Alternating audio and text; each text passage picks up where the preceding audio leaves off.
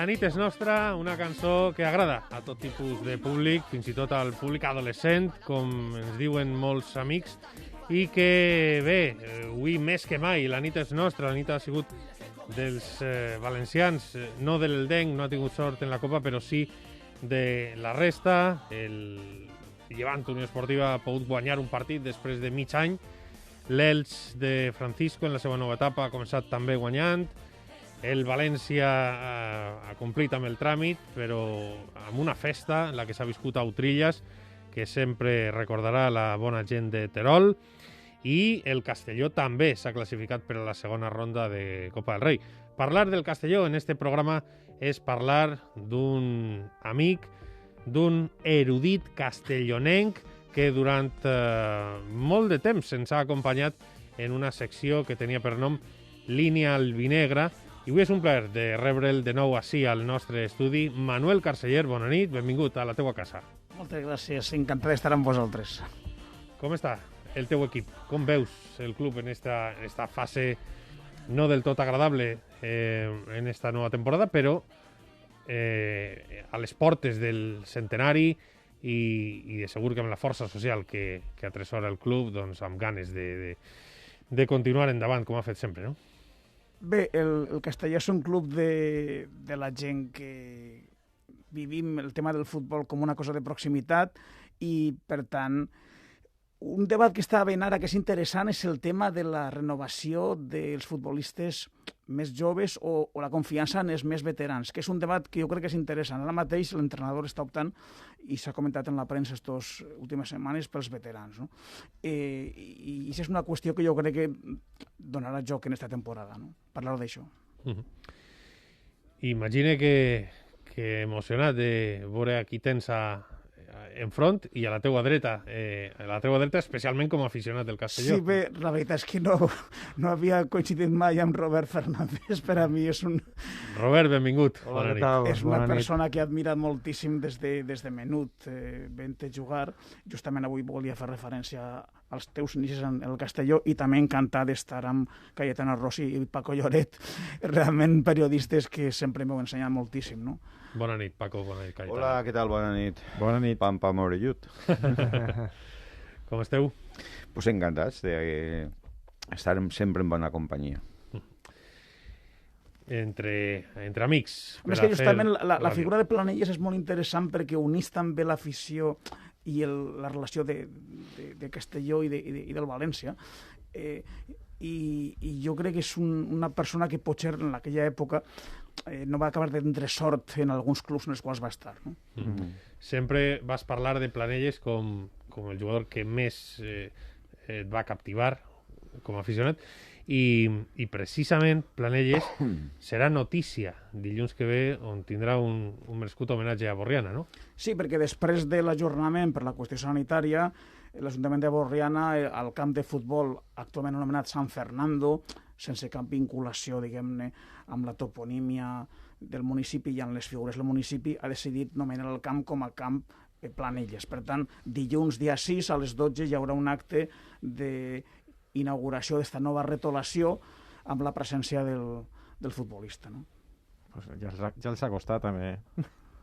El Castellón volvía a la primera división del fútbol español. Con esta plantilla se inició la triunfal temporada 71-72. La gran final de la Copa de Su Excelencia el Generalísimo entre el Club Deportivo Castellón y el legendario Atleti de Bilbao. A los 8 minutos marcó Planelles el primer gol entre la inmensa alegría de los aficionados. La recoge Planelles, que fusila el gol. 2-1 a favor del Madrid y entusiasmo en las filas blancas. El único gol del encuentro lo marcó Planelles a los 25 minutos de partido. Aquí a la salida de este córner el cuarto. Vean ustedes cómo Planelles va a recoger el balón y va a tirar de nuevo a la escuadra. Es el cuarto gol del Castellón. Todo pasa y todo queda, pero lo nuestro es pasar haciendo camino sobre la mar.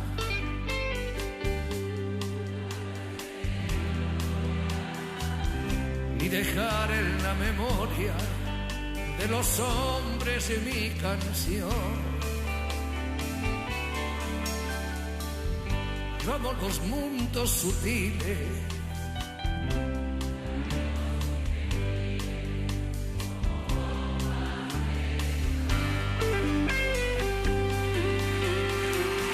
Me gusta verlos pintarse. I el dia que Serrat anuncia que s'acomiada del públic, parlem d'altra ànima creativa, lliure i mediterrània. Passem a llegir un text de Julián García Candau, publicat al diari El País en maig de 1981.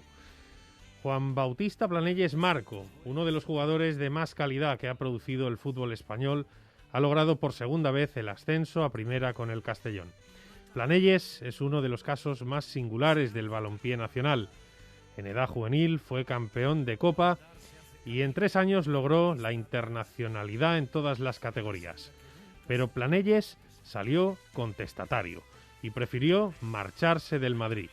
Su natural inconformismo le llevó a aceptar una buena oferta del Zaragoza para poder estar con Lucien Müller, el entrenador que mejor le comprendió.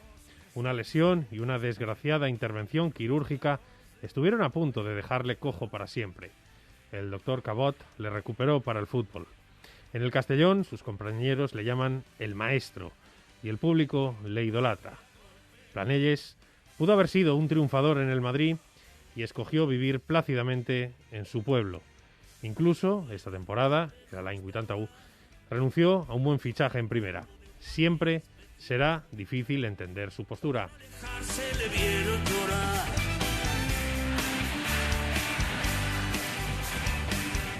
Nascut a Borriana, ara fa 70 anys, va jugar en primera, en el Madrid, en el Castelló, en el València, en el Reial Saragossa, 295 partits oficials entre el 69 i el 83, on va marcar 66 gols.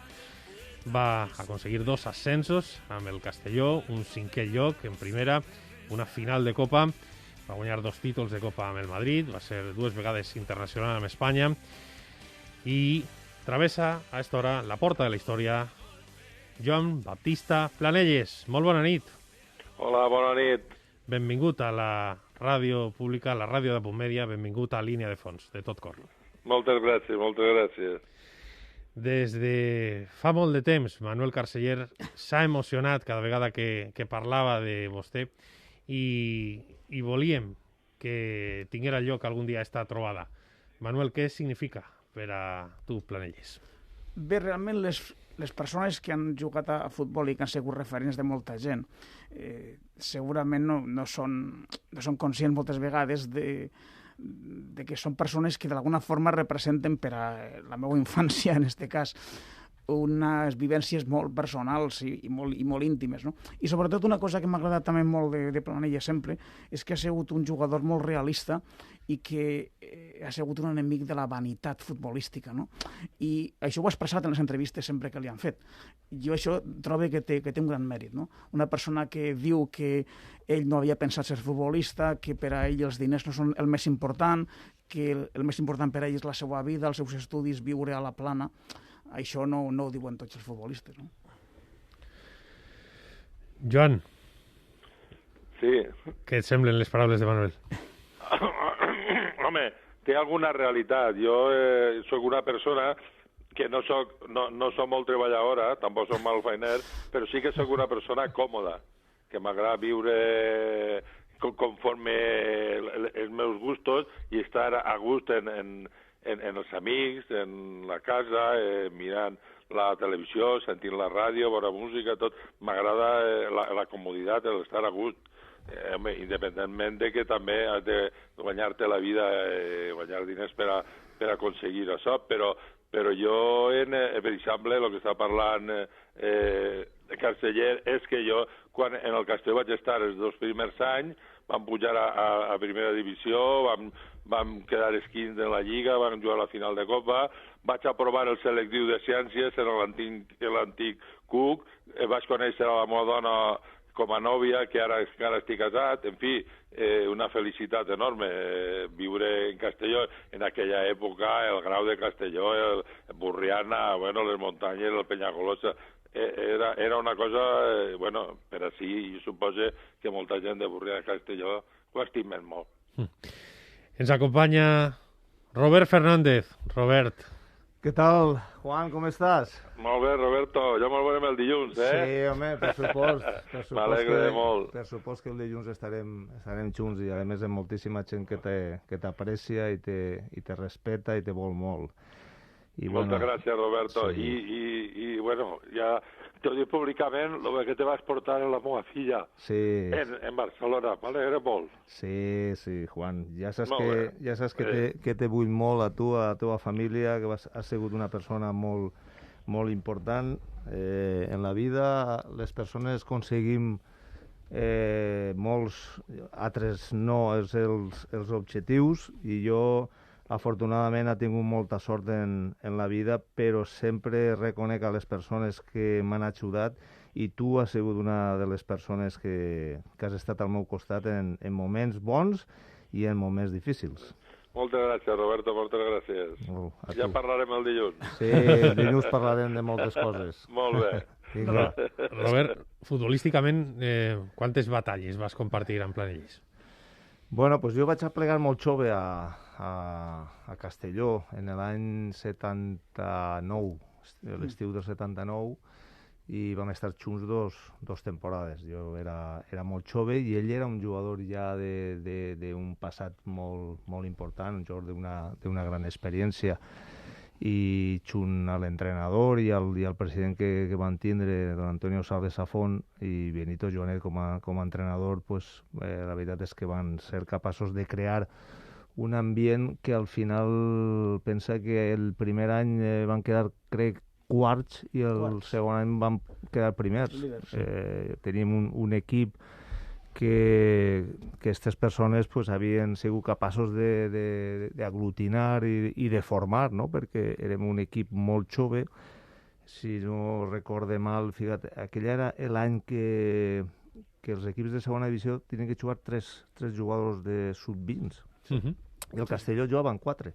I aplegava al minut 20 i no feia ningú canvi. Per què? Perquè eren molt bons, però és que al final havia una sèrie de persones en la qual estava Juan, que ens ajudaven i sobretot ens donen una tranquil·litat per créixer, i sobretot l'estima, perquè al final necessites l'apoyo d'aquesta gent que sap en cada moment com se tenen que fer les coses.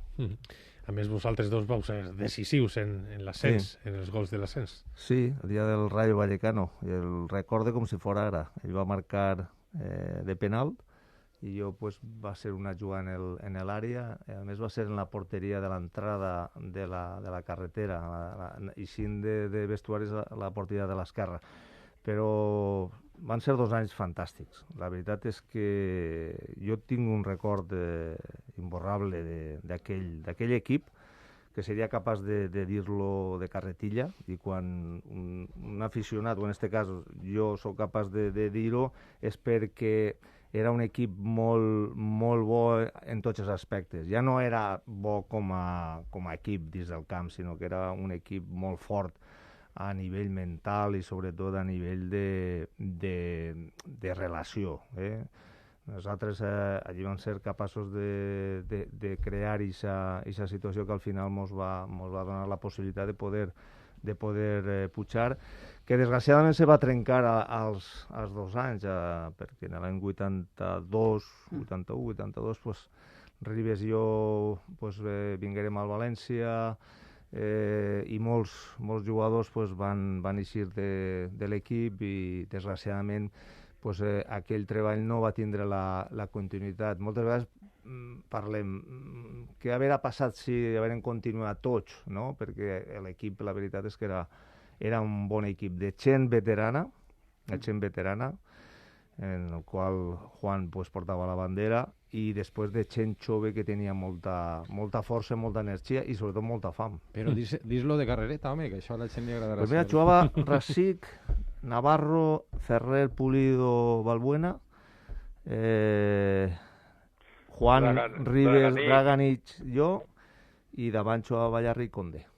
I serà l'equip que va aconseguir fer 2 temporades la veritat és que van ser fantàstiques.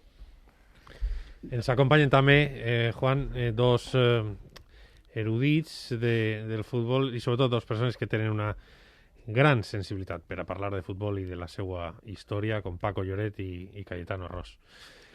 Sí, què tal? Bona nit. Hola, Juan. Bona nit. Bona nit, Paco. Què tal? L'altre dia estiguérem parlant en l'Hotel Westin, en el tema dels internacionals, i li vas dir quin disgust me donares. Jo tenia només 10 anys en la final de Copa del 70. I la final era València-Real Madrid. El València arribava acompanyat de 40.000 seguidors. El Madrid no arribaven ni a la meitat. La gent de Barcelona estava al costat del València, perquè a més era l'any que el Madrid havia tingut aquell episodi de Guruceta. Sí, en un Guruceta. Exacte. I comença el partit i se lesionen a Mancio i Grosso. I apareix un xiquet que li diem Planelles des de la banqueta i crec que l'altre era Fleitas. Bueno, marcar el Madrid de penal, empatar el València de penal, marcar Planelles, que abans hem sentit la narració d'aquest gol, i guanyar el Madrid, la veritat és que va ser millor, no? I jo l'he vist i el recorde molt bé, un futbolista de molta personalitat, de molta classe, un futbolista tècnicament molt complet.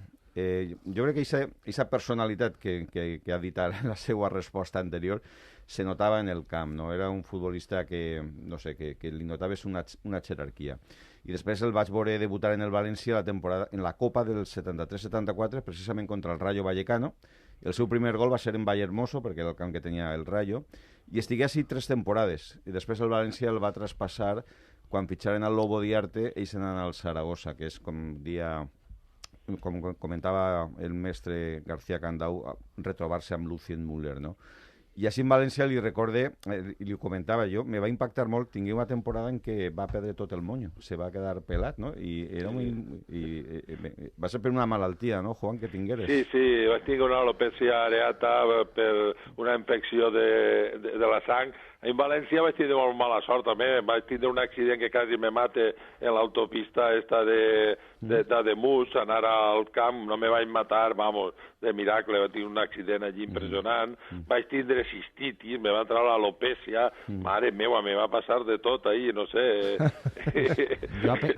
Bueno, així i tot vaig jugar 60 partits, no tots sencers, vaig marcar 15 gols, que bueno, no cap de penal, que estava dins de la meva mitja, no?, de 7 o 8 gols per temporada. En aquella època, pues, per un centrecampista estava prou bé. Sí, a més, alguns gols van ser molt importants. Recordo uno contra el Zaragoza en Mestalla, un partit que el València tenia que guanyar sí o sí, era televisat, era el partit que se tancava la jornada en aquella època, l'únic que se televisava. Estava guanyant el Zaragoza de Nino Arrua i de Lobo Diarte, que era un equipàs. I el València estava perdent 1-2, marcar Planelles el 2-2 i en l'últim minut Keita marcar el 3-2. Bueno, jo recordo que va ser allò una meravella. Sí, bueno, han passat el futbol, és que se passa un moment difícil i sobretot ara, conforme estan les aficions, baixar un equip com el Zaragoza, bueno, que ja està enfonsat, però baixar el València o baixar l'Atleti de Madrid, això és una desgràcia que damunt vas pel carrer i te poden pegar 2 galtades, saps? Vull dir que t'ajudes quasi la vida per ahir, conforme estan les coses, baixar de categoria. Bueno, és una exageració, però en aquell moment era una responsabilitat. No és igual baixar en el Castelló, doncs baixa ja pujarà, però baixar en el València o l'Atleti de Madrid i això és una cosa molt forta i molt desagradable. Jo tenia 6 anys quan jugava a Planelles en el València i ja anava, tingui la sort de que aquests anys mon pare tenia el passe i anava a veure ell, i tinc un record absolutament mitificat, a pesar de que ell diu que va tindre tantes desgràcies, però primer per el nom, que és molt sonor, és molt potent, no?, Planelles. I després, la imatge que tinc és de que li pegava molt fort al baló i que va estavellar un baló en el pal i que jo me vaig quedar en que sempre dient els homes, i sobretot mon pare, que li pegava molt fort i que tenia un xut molt potent, no? I després, repassant la trajectòria, jo crec que va ser un avançat als temps, no?, perquè ell va anar molt jovenet al Madrid i m'agradaria preguntar-li per això, com va ser allò que ara, bueno, en posteriors generacions han anat molts xiquets, però en aquella època seria una rara avis, no?, anar-se'n tan jovenet al Madrid, i com va ser allò? Sí, bé, jo estudiava els dominicos de València al col·legi Sant Vicent Ferrer, ahir a la Gran Via, i vaig estar dels 9 a 16 anys intern. Jo jugava a balonmano, jo era company de Vicent Ortega, jugava contra Nacho Nebot, contra l'Anna Saragones, Dominicos, mare, allò era un dimoni. Jugàvem els dissabtes normalment, el campionat escolar, i els diumenges per matí jugàvem també el campionat de federació juvenil. Però també jugava a futbol d'estiu a Borriana. Possiblement si el balonmano hagués sigut un esport en el que se podia viure, igual m'hagués dedicat al balonmano, no ho sé. Però als 16 anys el Madrid se va fixar en mi i en el meu cosí, Juan Ramon Corell, i me'n vàrem anar a Madrid. 16 anys me pareix una barbaritat. Jo no m'explico a mon pare, com me va deixar anar, que no m'explico. Jo crec, jo el meu fill, tinc filles, no tinc fills, però jo un fill meu no el deixa anar en 16 anys a ningun puesto d'això, crec jo. I allí me'n vaig anar jo, i el meu cosí allí a jugar, que n'eren més de 1.000 allí provant-se, mare meva, una barbaritat de gent impressionant. Però me vaig ir bé, vaig jugar, com jo li pegava a l'esquerra i en la dreta i saltava bé de cap i era una miqueta intel·ligent, allí, en fi, podia ser, això no era normal. I com estava estudiant, vaig aprovar el preu el primer any damunt, m'han quedat campions d'Espanya, i vaig anar a la universitat, pues me diu, oye, pues en vez de entrenar con los juveniles, entrenar con el primer equipo. I jo de 7 anys ja entrenava en Gento, en Amancio, Velázquez, tot això, que me portaven des de la plaça de Castilla allí, me portaven en cotxe i al tornar me tornava algú, o bé en Sánchez, Calpe, que també estaven per allí. Però, en fi, jo era un xiquet, però no anava molt a gust, perquè jo preferia anar en els meus amics a entrenar, encara que a voltes diuen, home, pots dir això? Pues sí, jo, en unes persones que quasi me doblaven l'edat, jo, la veritat, no estava molt a gust, no tenia ninguna simpatia ni tot això, bueno, vull dir, en aquell moment, però mira, ahir me vaig ficar, i jo vaig seguir. Hi ha una anècdota, crec que Cayetano la contava un dia en algun article, i era que en aquell vestuari del Real Madrid se parlava valencià, i que hi havia gent que no acabava de veure, però que... Això va dir, crec que del Bosque. Del Bosque, que ha sigut una persona sempre molt tolerant i molt respetuosa en tots, i quan algú vos dia això, oye, cada uno que hable con la lengua con la que ha nacido, ¿no? Y bueno, claro, ahí estaba Calpe, Sánchez, estaves tú... Sí. No sé si també estava el metge del Madrid, el doctor Quiles, era de Catarroja, i el xòfer oficial del Real Madrid li diem València i era també de València. Sí, el recordem. Vull dir que parlàvem tots valencià, allí pràcticament. Inclús la mare de Santiago Bernabéu era valenciana. O son pare o no sé què. Sí, son pare. Santa Pola, no? Sí. No, era Don Tinyent son pare. Sí, i la mare era cubana. I les poquetes voltes que jo m'he vist en Bernabéu, perquè Bernabéu estava retirat, com ell estava a Santa Pola i això, sempre me dia algunes coses en valencià, vull dir que, home, ell no el parlava, però sí que me dia coses en valencià, que això sí. Lo que passa que una volta, fa poc que me va dir-ho de Castelló un metge, que me vaig operar, jo estava, i me diu, escolta, és veritat que tu en Madrid, quan estaves a Madrid vas fer una roda de premsa en valencià? Dic, home, això no hi ha veritat ni és possible, m'hagueren tancat a la presó si era jo des de Franco a fer una entrevista en valencià, per favor. Però Juan, és de veres que algú s'enfadava perquè parlàveu en valencià? No, jo en Madrid no he vist mai ninguna... En aquell moment, no és ara, en aquell moment parlar valencià en la zona que jo vivia, que se deia Corea, el doctor Fleming, que jo vivia per allí, que és on està el Bernabéu, allí n'hi havia gens valencians, famílies valencianes, per allí no sé què farien, estaven treballant allí, perquè jo les sentia parlar a moltes dones. Sí, jo volia recordar, tornant ja que està així Robert Fernández, aquella línia de mitjana del Castelló del 80-81 amb Salvador Ribes, amb Planelles i amb tu, no? Sí. Que també amb Ribes vas coincidir amb el València més tard. I justament en una entrevista molt bona que li va fer el director de Mediterrani, Luis Herrero, a Joan, feia una referència parlant de tu, de 18 anys, dient en futbol el líder ha d'estar al centre del camp. Robert podria ser-ho. Té el futur més gran que cap altre jugador de la Lliga. Paraules textuals de Joan. Responsabilitat. Juan, me vas ficar. Home, Roberto, és que tu has sigut un jugador molt bo, molt complet, la mare que va. També li pegaves a l'esquerra, a la dreta, saltaves de cap, defensaves molt millor, però 20.000 voltes millor que jo, i a més eres molt bragat, home, molt bé, intel·ligent, i sí. Era fort, això sí, era valent. Alguna cosa degueres a dependre de mi, i jo m'alegre, Moltes. I tu saps que m'alegre molt. Moltes coses. Per la gent jove que havia en aquest equip i que havia moltíssima gent bona, en bones condicions, i de fet, pues, Salva i jo vam vindre així al València, però Carlos Conde va anar al Saragossa, Beltrán pues, va estar molt de temps ahí, Ibeas... La veritat és que va ser... Com era futbolísticament? Juan? Planelles, sí. Juan era molt bon jugador. Tècnicament era increïble. Les boles encara se poden veure en YouTube.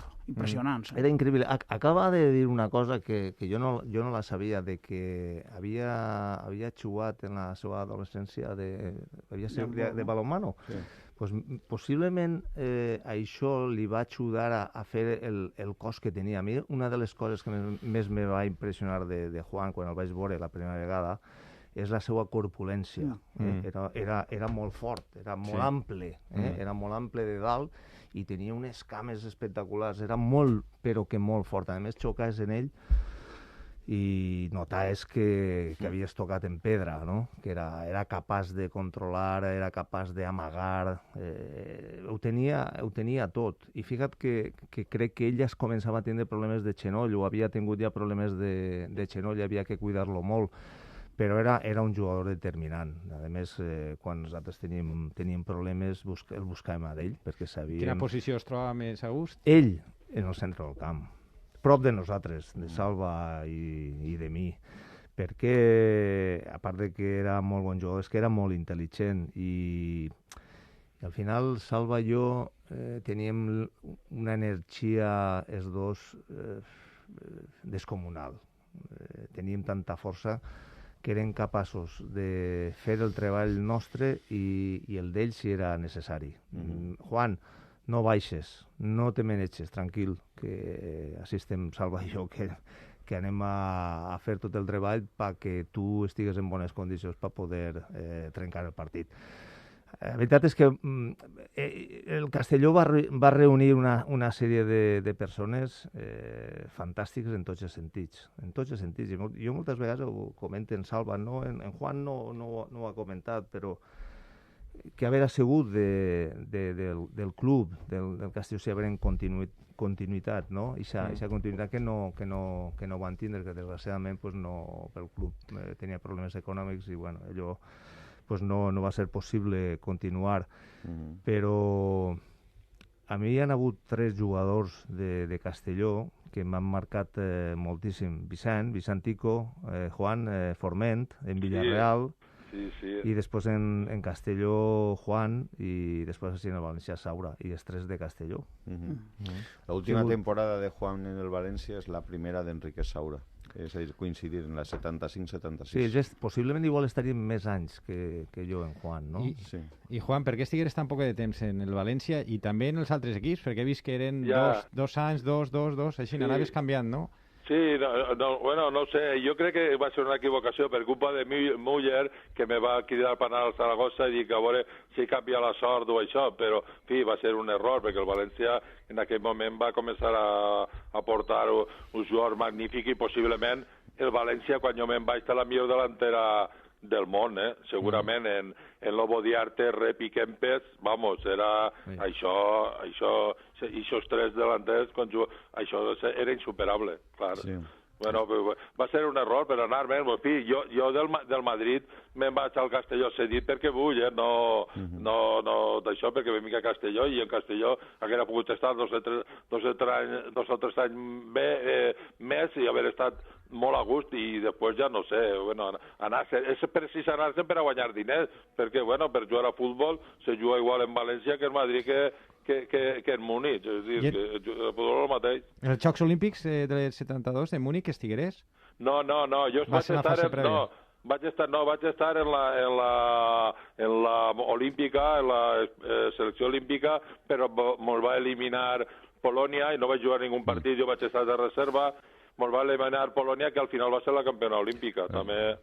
Parlem de Polònia, que tenia en aquella època els països comunistes, jugaven en l'equip absolut, com eren tots amateurs, estava Deina, Lato, Gadocha, Sarma... mare, i això jugaven d'una impressionant. Ells guanyaren la medalla d'or en el 72 i en el 74 queden tercers en el Mundial per darrere de la campiona Alemanya Occidental, de Beckenbauer i companyia, i la gran Holanda de Cruyff. Sí, o sigui... Pues això són. Quan tu te'n vas cedir al Castelló, és el gran Castelló, que és capaç de ser finalista de la Copa. Elimineu al València en Mestalla, guanyant en la pròrroga en gol de Causanilles. Sí, però molta sort, molta sort. Sí, va ser raro, perquè aquell any el València vos golejà en Lliga, en Mestalla i en Castàlia, però en la Copa empatareu en Castàlia i així guanyareu en la pròrroga i estava Clares, estaves tu i estava Del Bosque, que eren les tres grans referències d'aquell gran equip. És que el Castelló va ser rebut en aplaudiments en aquell partit de Copa. Sí. En el Mestalla? Aquí el Castelló va ser rebut en... Sí, perquè malgrat la rivalitat que hi havia, en aquell moment també hi havia un respecte pel joc del Castelló i a Mestalla va rebre també aplaudiments. No? Sí, quan acaba el partit, sí. Sí, Carceller, però això també ha passat en el Villarreal, quan el Villarreal era inferior fent sopars i dinars de germanor, però ara no ne fan ja, Vull dir que l'afició també no està boba, diu, me caga la mar, ara tot del Villarreal, el Castelló me'ls poden superar, però en fi, anem a veure, entre els jugadors de futbol, una cosa és l'afició que se pot dir, però entre els aficionats particularment, i sobretot entre els jugadors de futbol, tenim una gran amistat. Jo tinc en Claramunt, en Suso Martínez, en Lico, en tot, mare meva, en Adorno, vaig tenir una gran amistat, el que passa que ja no es veig això, però tenen molt amics. Bueno, y en Del Bosque, perquè consideres en el Madrid y en el Castelló, ¿no? Sí. Ja pensaves que arribaria a ser seleccionador, campió del món, tot això? Se li veia... Home, per favor, no, ni entrenador del Madrid, no sé. Home, jo perquè a ell no el veia molt... Home, ell llegia el Marc Calàs i el TVO, no llegia molt més. I en acabant, en el cert parlar ahir, que està també, me pareix de categoria. No t'ho imaginaves, no? Que arribaria tan lluny. Home, no, però sobretot m'alegre molt, home, ser amic d'un campió del món, mare quan jo era chico de que mirava els cromos del Brasil. Però com era Del Bosque? De jovenet. Del Bosque era molt primiu. Sí. Jo una de les primeres fotos que està en el Madrid i està al meu costat era primiu, midia, encara me dirà això, però 85-86 era primiu, i així en Castelló de lo primiu que era li diuen la Pantera Rosa. Així en Castelló li va la Pantera Rosa. Sí, aparentava una miqueta lento, sí, però anava molt bé. Era lento. No, anem a veure, però era lento, un pot jugar a futbol, ser lento, però si és constant, com era ell, intel·ligent, li sobra per jugar a futbol.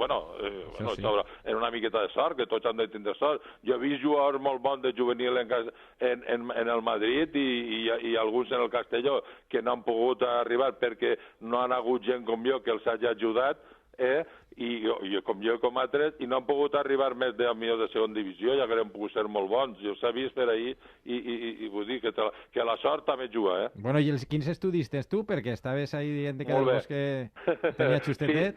Pues no, jo l'únic que allí en Madrid vaig aprovar el preu vaig ser jo. I jo no van aprovar ni el quart i revalida. Un desastre, home, que no estudiava ningú. Ahí se pasaven el dia jugant a les cartes.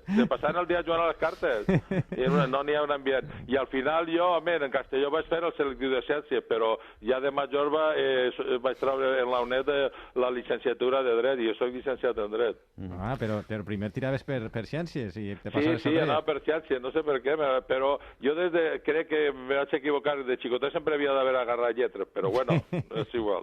Jo crec que en el València hi havia un jugador també d'un nivell intel·lectual i una formació universitària superior, que segurament, no li ho he comentat mai a Planelles, però bueno, que era Quino, Joaquín Sierra, era una persona que tenia una formació, bueno, de fet, va ser un dels impulsors del sindicat de futbolistes i que tenia una formació molt gran, no? I no sé si tingués molt bona relació o no en ell quan estiguereu. Molt bona, molt bona. En el València ha sigut, sobretot han vist persones molt educades, educades de ver com era Quino. Quino era una persona educadíssima. I Sol, per exemple, Sol era encantador, que podia ser dur en el camp de futbol, podia ser dur, però era educat a punt de sala. I Suso Martínez, mare, que els argentins en general i els sud-americans en general no eren persones educades perquè pobres no venien d'això, però Suso Martínez una educació excel·lent. Sí. Suso era d'arrels gallegues també, no? Sí, és que en Galícia pues anava de xicotet allí. La veritat és que penses en aquella plantilla que... perquè el Castelló se va desfer, durà 2 anys en els 70 en primera, crec que li clavaren 4 al Barça en Castàlia, en un partit molt recordat. Amb 2 gols de Joan, justament. Amb 2 gols, sí, per aquest partit crec que també hem sentit abans la narració. És el Barça de Cruyff, però abans de que debute Cruyff. No, és abans de vindre Cruyff. Abans de vindre, la 72-73. Clar, que aquest és el gran any del Castelló. Com recordes el 4-0 al Barça? Mare, jo lo recorde d'aquest partit que va ficar en la porteria on Roberto va fer el gol contra el Rayo, que van pujar en aquesta porteria que diu ell, que és la que dona a l'avinguda Benicàssim, i això va ficar una grada supletòria que cabrien 2 o 3 mil, i ahir van ficar a tots els aficionats del Barça que van vindre en aquell moment, i van vindre eufòrics perquè anaven els primers en la Lliga, i diuen, així en Castelló guanyarem i tal, i jo el que recorde és que van començar a esgarrar carnet i a tiraven, i jo me va caure al cap. I jo dic, mare, se van ficar, bueno, mos diuen de tots els pobres catalans que se van sofocar molt. Clar, és que ells pergueren aquesta lliga, la guanyar l'Atlético de Madrid, i estic a punt de guanyar-la l'Espanyol de Barcelona, que va guanyar en el Camp Nou en un partit que se resolgué de 0-1 de penal. Però jo crec que el que més ens va impactar a tots va ser el 4-0 del Castelló. Sí, perquè aquest partit va fer que el líder provisional de primera fora l'Espanyol, quan podia ser el Barça en aquest moment. Clar, era l'Espanyol de Santa Maria. És interessant això que esteu dient, perquè també una cosa que sempre m'ha agradat molt de Planelles és que en les entrevistes que has concedit, que no han sigut moltes, has parlat molt clarament i parles de futbol. És a dir, vaig a dir 2 frases que crec que són molt interessants. Te pregunta el director de Mediterrani, Luis Herrero, com t'agradaria que fora el futbol? I tu contestes, somie estar lliure de marcador en el camp. I dius també, el joc del futbol no és tallar balons, rebutjar balons, perdre's, furtar-los. El futbol és saber centrar pilotes a 40 metres, centrades al peu. Jo crec que són 2 frases molt interessants que expliquen i resumeixen molt bé les virtuts futbolístiques de Planelles. Un futbol sense marcadors, Planelles. Bé, anem a veure. Dos amics meus de Castelló me van dir que en l'any 70 o això jugava el Santos de Pelé en el Carranza de Cádiz i van agarrar la moto, se van anar 2 en una moto d'ací a Cádiz, pa veure a Pelé, vale. Pues quan va jugar el Santos allí, va jugar contra l'Espanyol de Barcelona, i a Pelé el va marcar un jugador que era un marcador, estil Camacho, estil Tirapo, i que a l'home, que li diuen Molino, no sé si vos en recordareu de Molino. Estic en el Saragossa, també. Molt bé, pues, que era de Saragossa. Pues va marcar a Pelé i Pelé no la va tocar. No la va tocar. I aquells se'n van tornar en la moto, així. I ara, avui en dia, home, ja no, i bueno, igual com a Maradona l'han marcat a voltes. A Messi algú li va fer alguna volta, però molt poquet. És a dir, avui en dia, entenc jo, des de la meva perspectiva, que si el negoci, bueno, o el mitjà més fort que té el futbol és la televisió, llevar l'espectacle de Messi i companyia marcant-lo individualment, l'únic que fa és destorbar-lo tot. És dir, que al final diu, escolta, no és suficient guanyar el partit, és jugar bé també, dic jo, perquè si no avorrirà a tots els xinos.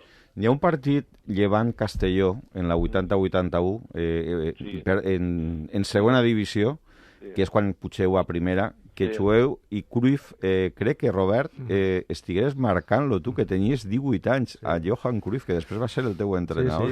Guanyar el Llevant 1-0. Sí, ells estaven... No, crec que vam empatar, eh? No, guanyar el Llevant, sí. Pues fica't que estaven davant de nosaltres i al final van ser... No, pujar-ho vosaltres, el Llevant se va afonar. Se va afonar, sí. Sí, el marcar recordo, és tu, no? A més ho vam parlar després en Barcelona. I com ho passares? Ho vaig passar molt mal. Va fer una cosa en l'àrea que me vaig quedar molt sorprès. A més, va fer un moviment que me va apartar totalment de l'acció, no? De l'acció. Te va treure. Sols en un gest en el seu cos.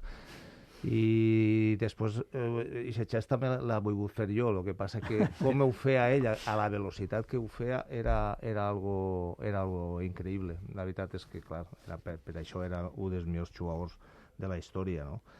La veritat és que va ser un partit... Per fi, estàs segur que va guanyar el Llevant? Estàs segur? Sí, va guanyar, Juan? A veure, tinc una mariscaleta, no te xugaries, ja. Bueno, jo no me la xuguen en coses del València. En altres equips me la puc xugar en tu. Jo li vaig guanyar a Salva Regües, el gran historiador del Llevant, una aposta del Llevant de la temporada en la que Caselli marca 4 gols contra el Rayo un diumenge de matí en Vallehermoso. 0-4 guanyar el Llevant contra el Rayo. O sigui, que no xugues en... Sí, no. No penses que només sé d'una cosa, que sé de més. Però faltaven molt poques jornades per acabar la temporada. Sí, era primavera. És que, Robert, la memòria a vegades és traicionera. Sí. Jo en Paco no me la xugava. No. Te ho asseguro. No, jo no me la xugue en datos relacionats amb el València. Acaba de dir-te que ell se'n recorda d'aquest partit. Sí. Escolta, que algú és del Llevant? Sí. Sí, no, perquè vaig dir una cosa. Jo soc molt amic, vaig ser company d'estudis de Pedro Catalán, el pare de Quico. Sí. I jo estava en Madrid, la segona volta que vam anar, estava fent la mili, i el primer vam anar a entrenar, i està a Santillana, y yo le digo, oye, ¿tú dónde estás? Y digo, estoy en una pensión en Atocha. Viviendo, vale, pues me voy contigo. Me vaig anar, i quan entra allí a la cuina, me veig a Pedro Catalán allí en la cuina de la pensió, dic, Redé, Catalino, què passa així? Dic, és que jo festege en la filla de l'ama de la pensió. Bueno, però vull dir que i tenen una gran amistat en Santillana, la família de Catalán, eh? Carlos. No ho sabies, Carlos Alonso. Sí, una gran amistat tenen. Una cosa, Planelles, arribares a ser internacional. Sí, home, a veure, vaig ser 5 voltes internacional a la juvenil i capità, 7 voltes a l'amateur i capità, i 2 en l'absoluta, però ja no vaig arribar a ser capità. I com va ser aquesta experiència? Home, fluixeta, perquè no sé, així, anem a veure, en Espanya en aquell moment, en el futbol, en comptes de fer una compenetració, gent que s'acoplara, el que feien que deia, oye, pues corre i tal, i cada un anava a la seva, vull dir, no fer un conjunt, van tardar molts anys en fer un bon conjunt, inclús en l'època en què jugava Gento, Suárez, Kubala i Di Stéfano van perdre contra Turquia, m'entens? Vull dir que no arribaven a fer un conjunt. Quan van fer un conjunt, que tocaran el baló, vaig quedar campions d'Europa de tot i del món, m'entens? Perquè així va haver un moment que només feien els jugadors espanyols. A mi no va dir Johnny Rep i dir, aquí no hacéis más que correr. Dic, bueno, pues l'haurem de tocar una miqueta. O sigui que tu hauràs disfrutat molt en els últims anys de la selecció, no? El canvi d'estil, perquè en aquella època se primava molt la fúria i tot allò que venia de temps enrere i en canvi no s'apreciava tant la qualitat tècnica com ha anat evolucionant. T'haurà alegrat veure, no?, l'evolució del futbol espanyol. Clar, efectivament, quan comencen a tocar el baló, ara se n'estan passant que estan avorrint una miqueta massa, ¿vale? Però una volta és que se fa lento, això d'anar per una banda i tornar per l'altra com si fos el balonmano, com no és tan ràpid, se fa una miqueta lento i avorrit, vull dir que al final algú haurà de driblar o a jugar-se-la i la perd no passa res, però això de patar cap amunt i bueno, en Espanya van arribar a jugar molt mal al futbol. No, i se pegaven moltes patades també en aquella època, no? El 70. Home, a mi m'ho diràs. Jo he vist jugadors internacionals del Real Madrid que te ho jure que no la passaven a més de 10 metres. No sabien passar-la a més de 10 metres. Però, clar, pegant patades i bim-bam a jugar a futbol. És veritat el que està dient Juan, és veritat. Sí, en aquella època, més, fora de casa anaves a camps i a més Però també és cert, Juan, que els camps de futbol d'abans no té res que veure el que t'encontres avui. A més, avui el jugador està molt més protegit, l'àrbit protegís molt els mitjans de comunicació. Quan un jugador se passa de la línia, traspassa aquesta línia d'agressió a la Sant de Mas, mitjans de comunicació el detecten i està molt expost. En l'època de Planelles els camps eren... Els del nord normalment sempre estaven en fang, que molt difícil jugar, i més un futbolista com ell que tenia tanta classe i tal, i després és de veure el que estàs dient, no? Jo, mira, n'hi ha un vídeo que tinc a casa que és una gravació d'un Oviedo-València de la temporada 73-74 en la que l'àrbitre té els nassos de donar un gol, el València guanyar 1-2, i quan va al mig del camp, o sigui, el línier va corregent per la banda buscant els grisos, els policies, per a que la protegiren. I arriba Uria, que, com diu Planelles, és un futbolista que després anà al Real Madrid i va ser internacional amb la selecció espanyola, era internacional en aquell moment, li pega un puntelló al línier, se veu la imatge, li pega en la canella, li pega una patada. Per ser mirat 1-0 guanyar el Llevant, el 3 de maig del 81. El 81, sí. I del 3 de maig del 81 al 29 de juny del 73, major desplaçament històric de l'afició blanc i negra, estadi Vicente Calderón, final de la Copa del Rei davant l'Atlètic. Joan, amb la teua ironia, amb la teua capacitat per a relativitzar, per a quedar-te amb l'anècdota simpàtica, com podries descriure, per als aficionats ha plogut moltíssim, i per als oients, l'essència d'aquella final, tant en la prèvia com durant el propi partit? Bueno, la qüestió d'aquella és que, anem a veure, tant el València com l'Atlètic de Bilbao eren, com a equip de futbol, molt superior al Castelló. Encara que nosaltres juguem millor a futbol, el Maló tocaven millor que ell, eren molt potents. Per exemple, el València tenia una defensa i un porter, era increïble, la defensa de 1,80 cada un, els 4 de 1,80, i el Bilbao era un equip clàssic i molt dur. Ja en la Lliga ens va ficar 1-4 en casa, vull dir que era molt potent. I sabien que en quan marcar-me a mi quasi se perdia tot. Però allí el problema que vam tindre és que Manolo Clares estava lesionat del menisco i va jugar delanter centro i ell a la setmana se va operar. Però possiblement en aquell moment, si m'hagueren ficat, hagueren sabut el que sabem ara, que anava a marcar-me, Miguel Ángel Villar me va marcar, vaig tocar 2 balons, no ne vaig tocar més, però m'hagueren ficat a mi delanter centro, que jo podia jugar delanter centro perfectament, i a veure què haguera passat, m'entén? Vull dir, però bueno, en aquell moment també les tàctiques i tot això, els entrenadors no estaven molt espavilats. I en aquell partit no va jugar Causanilles, que va ser el gran autor del gol, el gol de Mestalla. És un misteri que mai he sabut. Per què no va jugar Causanilles en aquell partit? Però és que Causanilles no era titular allí, anem a veure, no era titular en l'equip, però Manolo Clares arrastrava ja de dolors en el genoll i no estava en moltes condicions, i a més, i la batuta l'havia d'haver agarrat del Bosque i no va poder agarrar-la, però bueno, la vida és així. I el futbol, encara que alguns diguen el contrari, has de dependre també de les derrotes i aguantar-te quan perds,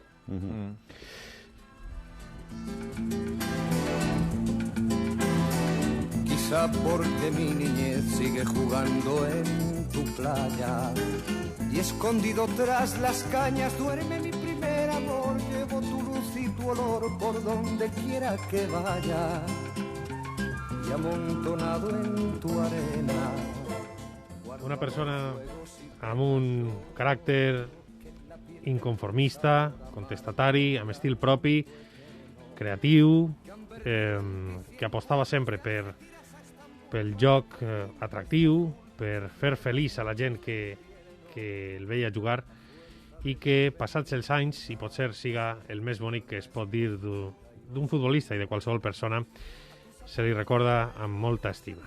Joan Baptista Planelles, ha sigut un honor compartir esta estoneta de ràdio amb tu. Moltes gràcies, i per donar moral. Moltes gràcies, I bona nit a tots. Roberto, ja molt veurem el dilluns, Sí, el dilluns estaré. Juan, te vull molt, Juan. Igualment. Bona nit. Un abraç, bona nit. Bona nit. Nací en el Mediterráneo y te acercas y te vas después de besar mi aldea. Jugando con la marea te vas pensando en volver, eres como una mujer perfumadita de brea, que se añora y que se quiere, que se conoce y se teme. Ay, si un día para mi mal viene a buscarme la barca, empujar al mar mi barca con un levante otoñal y dejad que el temporal desguace sus alas blancas. Y a mí enterradme sin duelo entre la playa y el cielo.